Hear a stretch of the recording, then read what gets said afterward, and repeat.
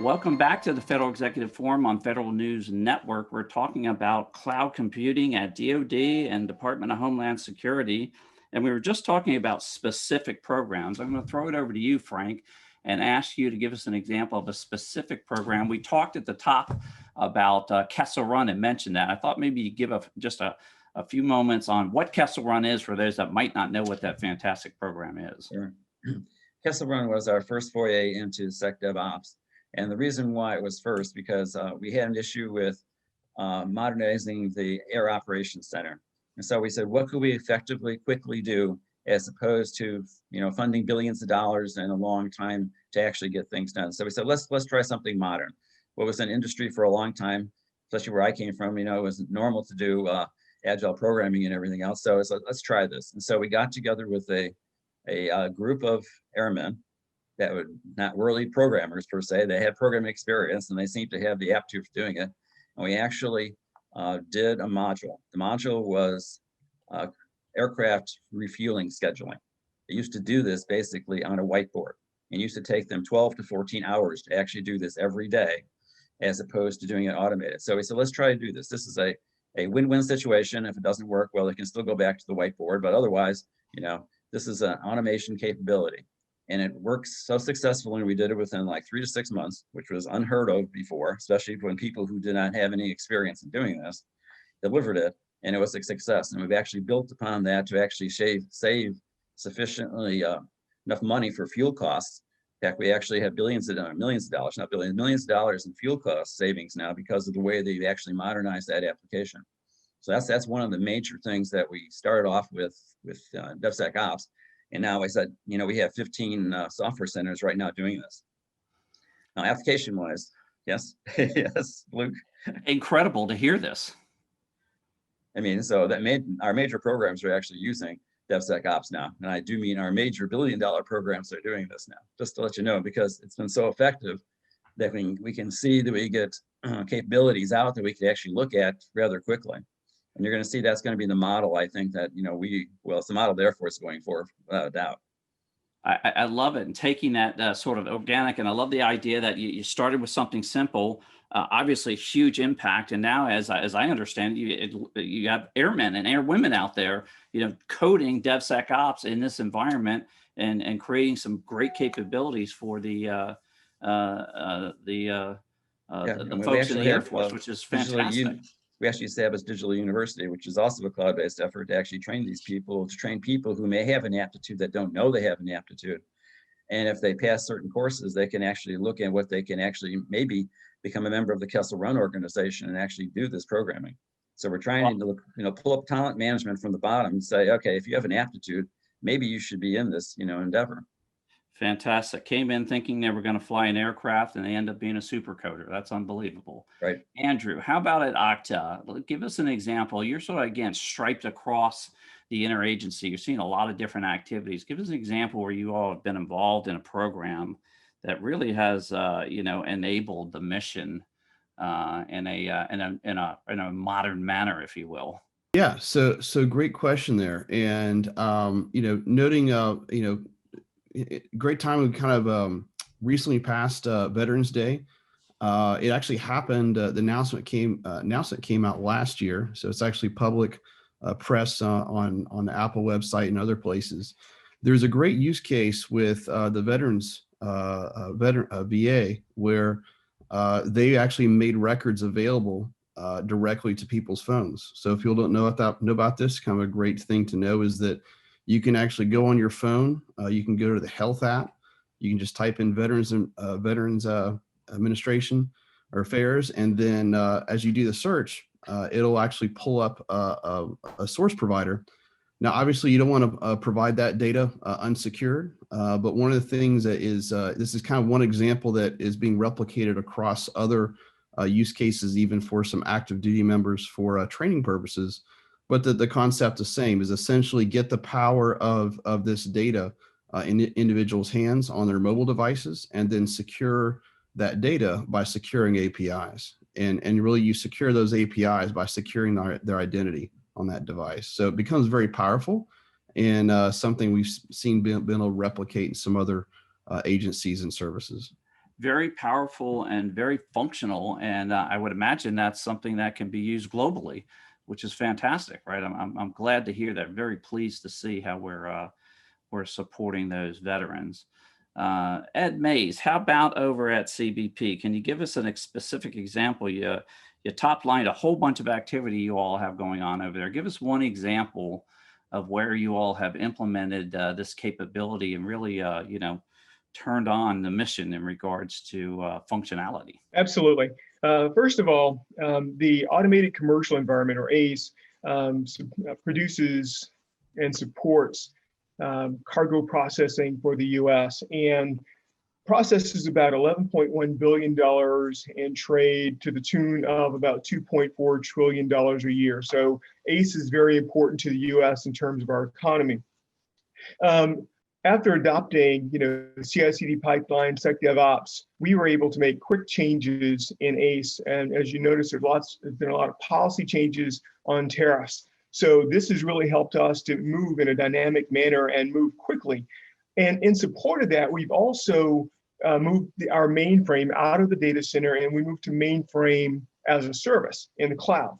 And what that allowed us to do was to save about $10 million a year that we were able to reinvest into our overall cloud program. So that's one example. Another more recent example is if you look at COVID-19, using low code, no code kind of apps to help us with contact tracing and help us to track building sanitization and such. So the cloud has been very, very beneficial to us and allowed us to bring value to our customers very, very quickly. Interesting use case with the mainframe as a service, and that's great where you're able to wring that cost out and then repurpose that, replow that into some of these other capabilities. Nick, I would imagine that you have bushels full of use cases there at Snowflake. Give us one good one where you all have been able to, partner with an agency and really enable that capability at the agency.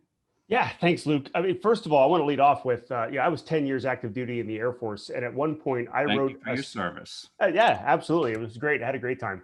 I spent 10 years there trying to get code approved to translate MGRS grid systems into lat long in the Air Force Intel community. And that app never got an ATO, and it was 5 lines of code. So Frank, I applaud what the Air Force is doing today with some of your efforts. A lot of what comes down in the cloud for Snowflake's perspective is our big move to what we call data cloud. I've got a lot of examples, but I want to kind of touch very high level on the data sharing and collaboration side. We just talked about where things are going in cloud. I think the next big step, as well as specific programs and areas where these are very, very useful, to go back to Mr. May's point with the ACE program. The ACE program collaborates with a lot of other government agencies. And being able to share and collaborate in real time with each other's data is sort of the next step in the single source of truth. We always talk about single source of truth, but I think for a lot of us, our single source of truth is our truth based on our data and not necessarily the data from the subject matter experts who know that best. So when I think about a specific program or difference that we could really bring to bear with cloud technology, it's around the collaboration of data and getting that single source of truth, the truth, not just my truth. Interesting. And you raise a very good point about sort of that cross collaboration, and no question that I can't imagine that the interconnectivity of ACE with all these other agencies and the trading public at large, right? I think I heard trillion with a T there that Edward said. That's extremely impressive. Frank, we like to talk about priorities, and would love to hear your top 2 priorities for this coming year. What are you focused on in regards to, enabling capabilities in this cloud environment? Just 2? Okay. Well, yeah, I know we could go. Yeah, I try to keep it to 2 because I know there's a lot of them. First of all, I think zero trust. We're trying to do zero trust capabilities. And a lot of the reasons why is because since we're all working at home on various devices right now, the idea is how can I connect securely to the applications that are existing in the clouds right now. So I think zero trust is at the paramount of how we actually want to progress, especially for the new normal. If we're going to have multiple people working at home for long periods of time, we need to figure out the best way and secure way to get into the apps. But the second one I think is probably we're trying to do an enterprise ICAM system right now too. And I think that's going to be necessary because we've gone down the path and zero trust depends upon ICAM anyways. And so as we look forward to how we're going to do this, we're trying to figure out exactly what do we mean, especially since for an enterprise solution, we're going to have to support not only the centralized capability, but we also have all the bases out there that have capabilities that are going to be DIL environments if necessary when the network gets interrupted. And so we're looking at how can we actually do this for an enterprise and collaborate everything together so we don't have that, multiple ICAMs existing everywhere besides different governance models. So I think those are the two priorities we're going to go forward with. They're all cloud-based, of course, and necessary to actually do things effectively. Yeah, and do things efficiently in that environment gets, hybrid cloud, multi-cloud environment gets really complex all of a sudden, very powerful, but very complex. And you certainly need an architecture, zero trust architecture, if you will, to enable that thoughtfully. And of course, identity management becomes a key cornerstone of that. Speaking of which, Andrew, let's talk about priorities. Sort of what are you getting from the federal agencies, maybe from the public sector, in regards to the priorities that they're focusing on, top two? Yes, thank you. So the top two that definitely came to mind, one of them reflecting Frank's note there was zero trust. And a lot of what we're also doing is seeing some maturation in that space. NIST is getting out some great guidance out there, and we're seeing a lot of opportunities to align identity to that guidance and really make it easier and faster for government agencies to deploy zero trust, which is certainly really important to not just have the technology, but to get out there quickly. The second one, which is somewhat closely aligned, but still very important, we're seeing is the importance of API protection as we move to mobile environments, as we move to even IoT and some more advanced data warehousing and data analytics services.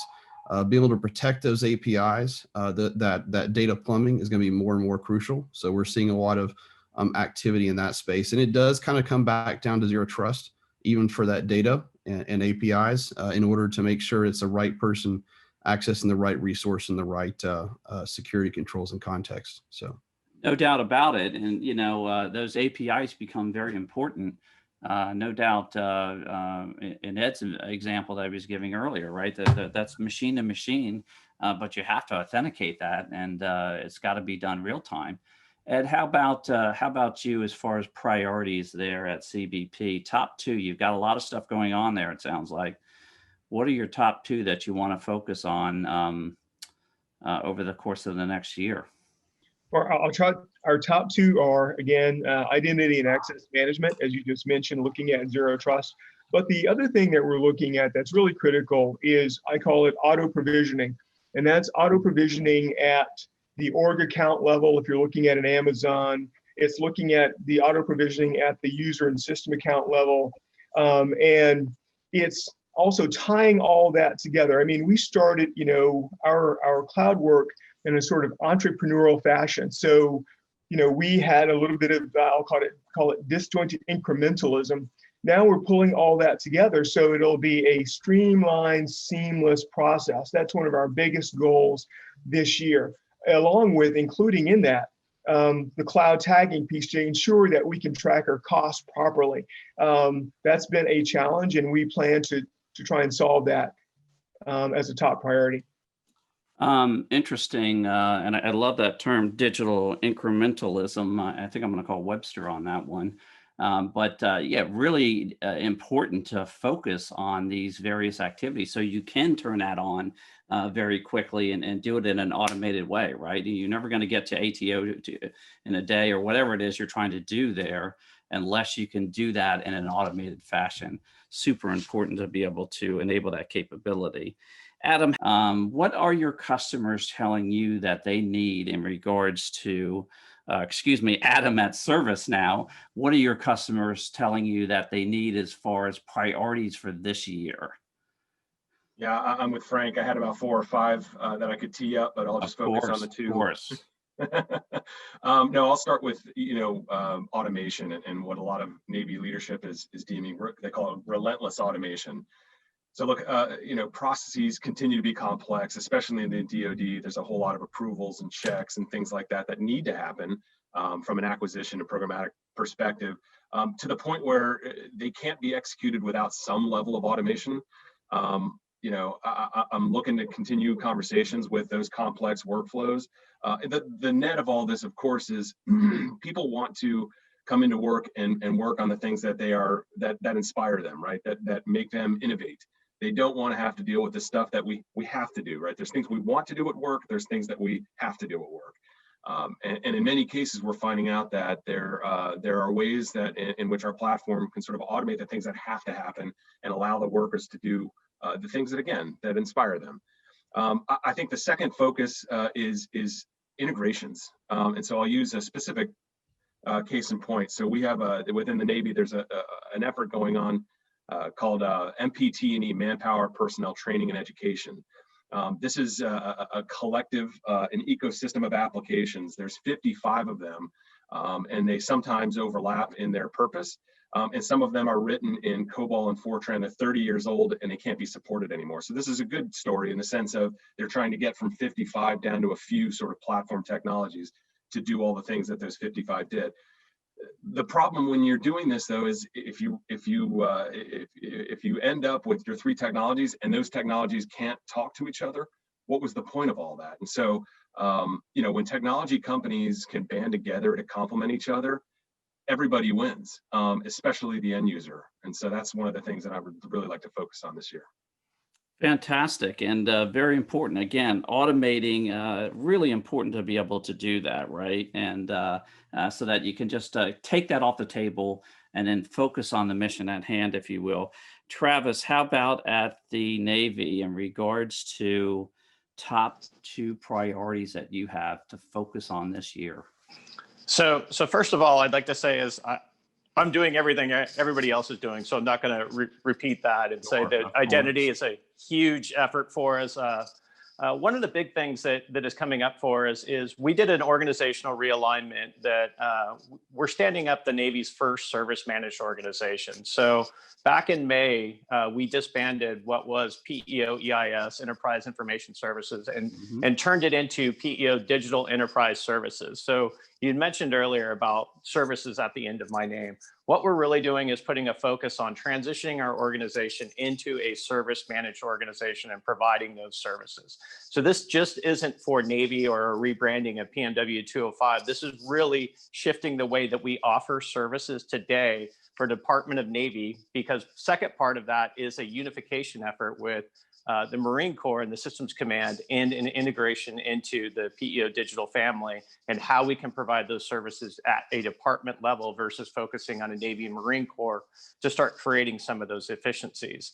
The second piece that is a priority for us is expanding our relationship through our digital marketplace services. So one of the big service deliveries for that will be the infrastructure as code.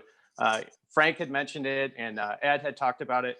What we've really worked with, the strong partnership with Adam Prem, who's online here, is infrastructure code in 6 minutes or 6 clicks, excuse me. So what we've done is worked over the past year to get us to a place where we're using infrastructure code and being able to deliver that to the mission owner in under 6 clicks. And this means a guardrailed, templated environment that mission owners can get out and start their cloud journey. And that's one of the things that we really realize is we have to get mission owners out and comfortable in how they can do it, because we can't expect a single organization to do all of the cloud work. We need to really leverage the communities of interest. So we have to lower the barrier of entry for them getting there. And infrastructure as code is a key enabler of that. Incredible that, almost at the mission operator level, that can provision a capability that quickly with 6 simple clicks. I love it. All right, we're going to take a short break and we'll be right back. You've been listening to the Federal Executive Forum on Federal News Network.